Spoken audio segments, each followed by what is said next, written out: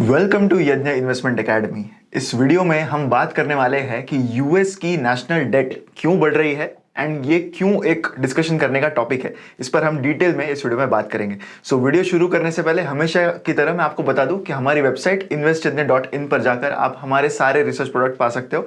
आपको 40% डिस्काउंट मिलेगा if you use the coupon code winter. इसके अलावा आपको एक कॉम्प्लीमेंट्री हुडी भी फ्री मिलेगी। तो चलिए वीडियो की शुरुआत करते हैं। यहाँ पे सबसे पहली बात जो हमें यहाँ पे डिकोड करनी है कि you must have seen this headline a lot of times कि यूएस की जो डेट है as a percentage of GDP वो बहुत ज्यादा बढ़ रही है। एंड हमें अगर पता ना हो कि यूएस का डेट मार्केट किस तरह से फंक्शन करता है तो सबसे पहली बात जो हमारे माइंड में आती है वो ये है कि किसको ओफ कर रहा है यूएस गवर्नमेंट डेट। एंड एक जनरल टेंडेंसी होती है कि यूएस गवर्नमेंट ही बहुत सारे कंट्रीज को एड देता है, यही तो शायद लोन देते होंगे। But let's try and understand कि यूएस डेट किसको ओफ कर रहा है एंड ये जो बढ़ रही है वो क्यों एक कंसर्न है, not just for the US economy but for the world in general.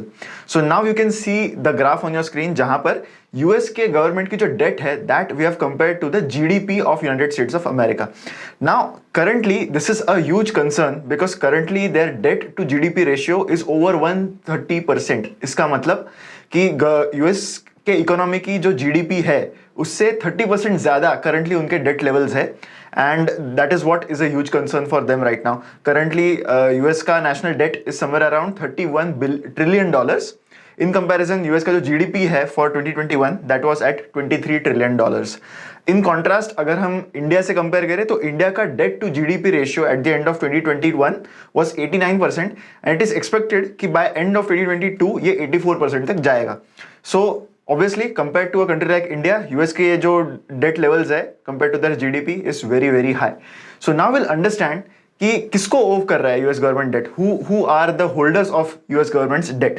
So now you will see on your screen the graph जहाँ पर हमने इसको बांटा है holder wise, who are the holders of the US government's debt. You will see that federal and government accounts they account for almost 12%, almost $12 trillion of debt.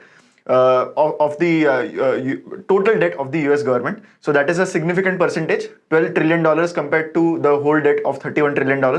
So कौन है ये federal and government accounts, क्या comprise करते हैं? So they mainly comprise the social security trust जो सबसे बड़ा holder of US debt है। This particular trust holds more than 2.75 trillion dollars. So जो भी अनएम्प्लॉयमेंट बेनिफिट्स होंगे या फिर जो सोशल सिक्योरिटी एक वहां पर दी जाती है यूएस सिटीजन्स को, तो उनका सबसे ज्यादा होल्डिंग है इन द यूएस डेट। इसके अलावा जो उनका मिलिट्री रिटायरमेंट फंड है that also holds 1.18 trillion dollars of US government bonds. So जब हम डेट की बात करें तो ऑब्वियसली यहाँ पर सारे टाइप के डेट आ रहे हैं। यहाँ पर नोट्स आ रहे हैं, यहाँ पे प्रोमिसरी बॉन्ड्स आ रहे हैं, बिल्स जो है वो आ रहे हैं, ट्रेजरी नोट्स सारे वो इसमें कंप्राइज होते हैं। सो ये सारी चीजें मिला के currently US has a debt of 31 trillion dollars. ये डेट इंक्रीज हो रही है, पर ये इंक्रीज कैसे होती है, what are the basic principles जहां से ये डेट इंक्रीज हुई है एंड हम क्यों कह रहे हैं कि ये बढ़ना एक कंसर्न है। सो किसी भी गवर्नमेंट का कोई भी गवर्नमेंट हो, चाहे यूएस गवर्नमेंट हो, इंडियन गवर्नमेंट हो, हर एक गवर्नमेंट का एक बजट होता है। बजट में गवर्नमेंट प्लान्स कि उनको किन चीजों पर कितने पैसे खर्च करने एंड उनको जो इनकम मिलेगा वो कहां कहां से मिलेगा। Now think from the point of view of a government. किसी भी गवर्नमेंट के लिए हम जैसे सिटीजन्स पे करने वाले टैक्सेस जो है वो एक रेवेन्यू होता है and whatever things that the government is going to spend on, that is building roads, building bridges and other employment benefits and all these things. So ये सारी चीजें गवर्नमेंट के लिए एक स्पेंडिंग होता है। सो गवर्नमेंट को इन दोनों चीजों में एक बैलेंस मेंटेन करना बहुत जरूरी है। ऐसा ना हो कि स्पेंडिंग बहुत ज्यादा हो गई है एंड जो रेवेन्यू है गवर्नमेंट का वो उतना ज्यादा नहीं है। जब भी ऐसा होता है तब हम उस सिचुएशन को डेफिसिट कहते हैं। डेफिसिट जब भी आता है तो आपको वो डेफिसिट को फाइनेंस करने के लिए कहीं और से पैसे लेने होते हैं। ऑब्वियस सी बात है, अगर हम जस्ट एक एग्जांपल ले लें कि अगर ईयर 1 में आपका रेवेन्यू से 400 रुपीज है and if you are spending 500 rupees, आपके स्पेंडिंग ही 500 रुपीज है, तो वो जो 100 रुपए का जो डिफरेंस है वो आपको कहीं और कोई और मीडियम से फाइनेंस करना पड़ेगा, जो टिपिकली कोई भी गवर्नमेंट डेट लेके फाइनेंस करती है। सो इस तरह से जब भी गवर्नमेंट में एक डेफिसिट आता है, जो यूएस गवर्नमेंट के केस में ऑलमोस्ट 15 से 20 ईयर से हर साल यूएस गवर्नमेंट का एक डेफिसिट रहा है, तो उस केस में जो डेट है वो बढ़ती जाती है, बिकॉज वो डेफिसिट फाइनेंस करने के लिए आपको बाहर से पैसा लेना पड़ेगा, which comes in the form of debt. So simple economics है ये। जब हम बजटिंग की बात करते हैं, जब भी आपका स्पेंडिंग ज्यादा होगा more than revenue, you will have to have some other means, either कोई इन्वेस्टमेंट हो या फिर कोई डेट हो, you need to have some external means to finance that deficit. So इसी तरह से this has been the main reason, and spending, we know why spending has increased so much. If you remember, जब corona virus pandemic बहुत ज्यादा बढ़ रहा था, तो गवर्नमेंट को सारे बिजनेसेस को ग्रो करने का स्टिमुलस देने के लिए they had to spend a lot of money. उनको बहुत इंसेंटिव्स देने पड़े, स्टिमुलस देना पड़ा, रिलीफ पैकेजेस देने पड़े। All these things contribute to the spending that the government has to do. So additionally इसके अलावा जब लो इंटरेस्ट रेट एनवायरमेंट था, जब कोरोना वायरस पैंडेमिक आया, उसके बाद all the banks reduce their rates so that the growth can be stimulated. So उस वजह से गवर्नमेंट ने भी at low interest rates cheap credit मिल रहा था, तो they also thought कि it's a good time to increase your borrowings and spend that money right now. Anyway, credit was available very cheap. So among all these holders, a lot of foreign governments are also a huge debt holder of the US government. जैसे बहुत सारे countries है, even India invests a lot in US government debt. So आपके लिए यहाँ पर एक quiz question है कि कौन सी ऐसी country है that is a largest holder of US government debt among all the foreign governments that hold US debt. कौन सी country है that invests has the maximum exposure to US government debt?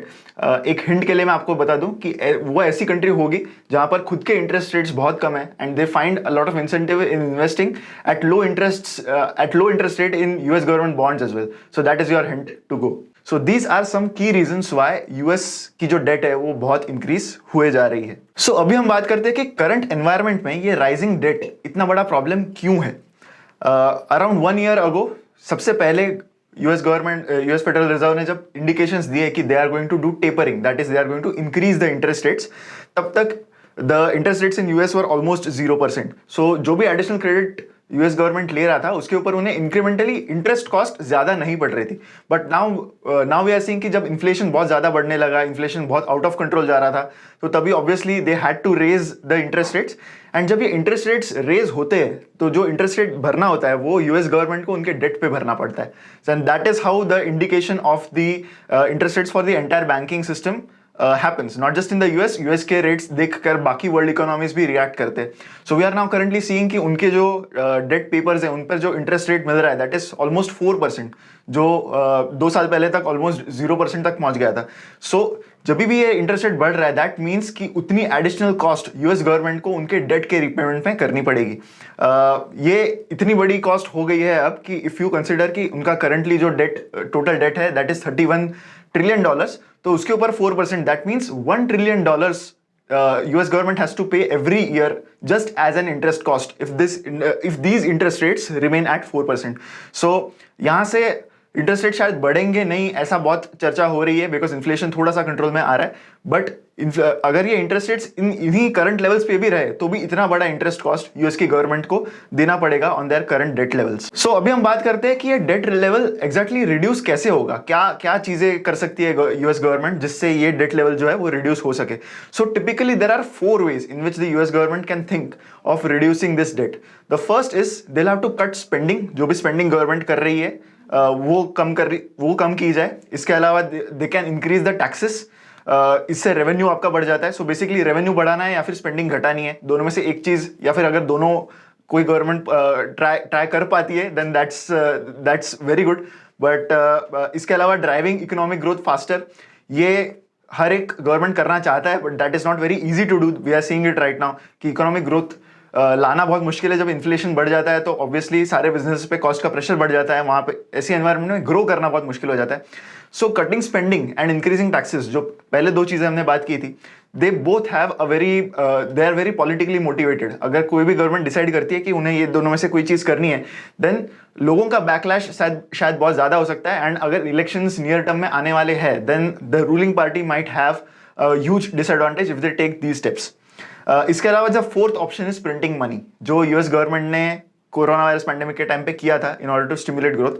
लेकिन not just US economy but the world economy in general is seeing कि money print करने से क्या क्या problems हो सकते हैं। We are seeing that in the form of the inflation that we are seeing in world over, not just in India, US और European markets, but everywhere we are seeing the kind of inflation that has happened because printing of money से liquidity increase हो जाती है, and if the same number of goods stay in the market and money का supply अगर increase हो जाता है तो ऑब्वियसली प्राइसेस बहुत बढ़ जाएंगे।